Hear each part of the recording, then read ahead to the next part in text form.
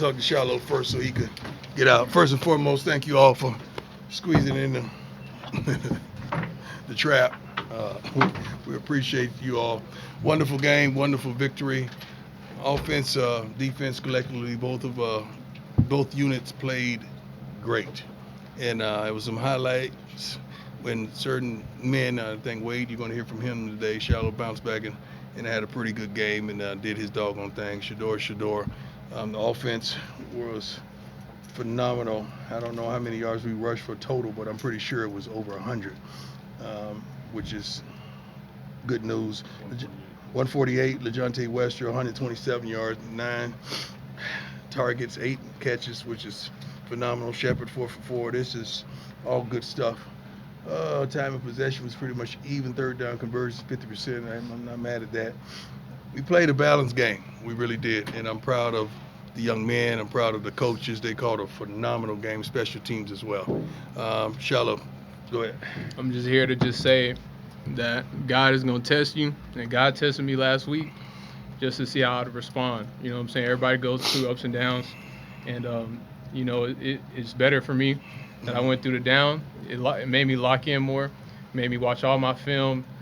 Just watching film and seeing what I did wrong and critiquing myself the most. I was calling my dad like once a day after practice, just talking about the day, how I'm feeling, how I'm seeing things. The like, depth to play from, yeah. all it was everything. football. But you just gotta.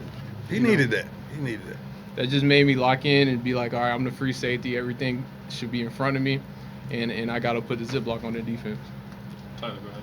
Charlie, I just want to ask about Colton Hood. Obviously, he gets into a bigger role today with Travis a little bit limited. I mean, how impressed were you with him? He gets a pick late. I mean, just going against a future NFL receiver. I just need to follow him off the field and see what he does so I can do the same thing he do. But he just played lights out today. You know, he was doing things I've never seen. You know, that hit that he had where he picked the dude up and slammed him, I've never seen that before. So that was good seeing him do that. Jay, go ahead. Charlie, just how much fun is it to play for Robert Williams? It's great. You know, having a pro coach come coach you and give you his knowledge and get you ready for the next level is. Thank you. I appreciate you. Anything else for Shilo? Go ahead, Brian. Real quick. Obviously, Nebraska was not a good game, but since then, 3 straight dominant road games. Second half of Nebraska was a good game. Right. Now, Yes, it was. started there. Yes, sir. Is there something about being on the road, though, that you guys have started to turn it on and you found something on the road? I don't know, but I like you. I appreciate you because you stuck up for me last week. I seen it on Twitter. I appreciate you, man. But it's just when we go out there and play as a team, we're great, you know. And he's always mad in practice because he knows our potential. And if we don't play up to that standard, Always mad. yeah, he's always mad. He's gonna make us restart practice because he knows what we can do, and we can go out here and do this, and we can do that every week. All right, bye. Thanks, Shilo. Love you. I'm proud of you, boy. Here we go. Let's go. You want to start us? Coach, this was, as a complete game as we saw against UCF. Yes. Really dominated on both sides of Mhm. the ball. How did you feel going into this game? How did you see it presented on the field? Well, my whole thing this week was just preparation and stopping the run and protecting the quarterback. We knew we could eventually get the run going. We changed backs, of course, just giving everybody a shot. Everybody's got a shot. I think Charlie started. Everybody started at least once this year, and I think that's fair. That's fair to do. But the young men responded. I was on them, not just about football, but about life, and especially the seniors getting prepared for life and taking advantage of opportunities that you have right in front of you. And this was a tremendous opportunity to start a run that we want to go upon. So I'm proud of the young men. I'm proud of the staff as well as the support staff. We got a tremendous support staff as well. Brian, go ahead. I want to ask the same question to Shilo. Is this something you guys have found with the road that you guys maybe bond a little bit differently? You're spending time together. We bond regardless of where we are. I'm not going to say I can't pinpoint it, but we're focused. We focus, and we really focus on the little things. The night before, the meetings that we have are phenomenal. The walkthroughs are phenomenal. Just the overall focus and the understanding. Sometimes we like to be booed and naysayed and all that, and we get that on the road, and I think we're attracted to that somewhat. Adam, go ahead. 7 sacks today, 2 of them Yeah. by a guy we hadn't seen much before. Right. Keeping by Phenomenal. How's he been coming along? Phenomenal. I just brought him up before the team. Never complained, never bickered, never murmured. Never said poor little old me. Just worked his butt off rehab, got himself together. When he got the opportunity in practice, whether it was the regular team or scout team, he went full speed. So guys like that, you got to find a place for them so they could play the game of football. You got to create a package for him so he could be on the field. And he got in the package that we had for him, and he did what he does. And I'm proud of him because he can play inside and outside. He's very versatile, and he's a great kid. I mean, he does his schoolwork. We never worry about him about being late or missing anything. The kid is always on time, and we're proud of him. Coach, I want to ask about the onside kick that they did to start. Yeah.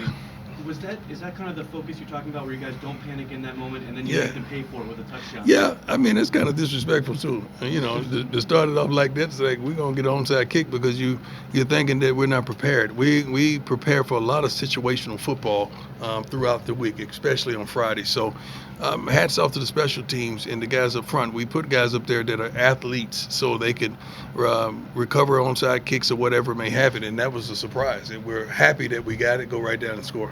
Was that just a sign that you guys were ready? Your team was locked in? Well, you're happy that you recovered it. It could have went the other way, but we responded tremendously. Matt, go ahead. How about an update on Travis? How's he doing? A little sore, a little banged up. Sore and banged up. Travis wanted to play. I don't know if he was quite 100% ready, but half of Travis is a hole of somebody. So you got to understand, but it affects us on two sides of the ball. But he went out there and showed face and tried his best to do what he's capable of doing. But, you know, the first fade we threw to him and he couldn't extend and go get it, and he kind of reacted late. It's not Travis. I said, man, that's not you. What are you doing? Are you okay? And he didn't want to come off the field. You know how he is. But I'm proud of him. The kid is phenomenal. He's a competitor, and he just wanted to play. What was his week in practice like? How much did he even practice? Not much, or if any. Yeah. You don't. Travis is the kind of guy you don't worry about on Saturdays. We don't worry about that on Saturdays. Yeah. Brian, go ahead. Just offensively, Coach, obviously, it maybe didn't finish where you guys wanted to, but the way it started. Right. How pleased are you with the way you guys came out? You don't always start that fast. Yeah, we really challenged the coordinators on both sides of the ball about the starts, and we showed statistics of our two losses and how we started and the productivity that we didn't have in the two losses that we had in the first half. If you do your homework on the numbers, they're astronomical, lopsided. We are second half. We always play. We're in shape. We're conditioned. We always come back and fight hard in the second half, but it was imperative that we get out to a tremendous start in the first half, and that's what we were focused on in practice. We even flipped the practice schedule and changed the way we practice this week. You know, usually we go out there, tempo, this, that. We start out with special teams. Thank God, that's what we started every practice with, special teams. And they were special today to even get that onside kick. So I think changing the schedule was tremendous for us as well. Coach, speaking about your defense a little bit, Mhm. you know, average almost 300 yards a game this Mhm. season, and you guys held him to his lowest passing yard game of his career. How much does that speak to your defense? We have a tremendous defense. I like where we're headed. I like where we're going. The main thing is we're not who we used to be, but we sure ain't where we want to be. That kid is phenomenal. McMillan, the receiver, is phenomenal. Those kids are the first-round draft choices in my eyes. And thank God we were able to nullify them. But it's hard when you don't have a running game to complement that. It's hard on everyone. I think we know that firsthand.